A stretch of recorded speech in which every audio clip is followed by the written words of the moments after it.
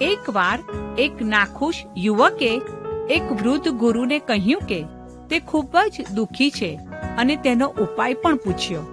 વૃદ્ધ ગુરુએ નાખુશ યુવાનને એક ગ્લાસ પાણીમાં મુઠ્ઠીભર મીઠું નાખવા અને પછી પીવાની સૂચના આપી. તેનો સ્વાદ કેવો છે?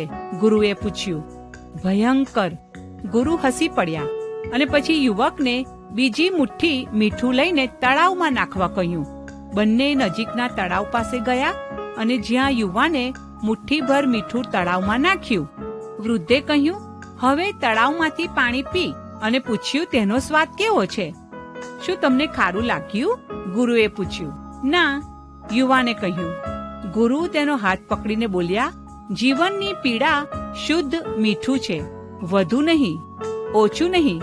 જીવનમાં પીડાનું પ્રમાણ એટલું જ રહે છે, પરંતુ આપણે કેટલી માત્રામાં પીડાનો સ્વાદ ચાખીએ છીએ તે આપણે તેને જે માત્રામાં મૂકીએ છીએ તેના પર આધાર રાખે છે.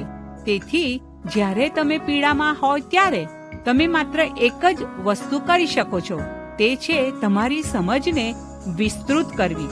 પણ કેવી રીતે? તો પ્રભુએ કહેલી તેમની વાત યાદ કરો.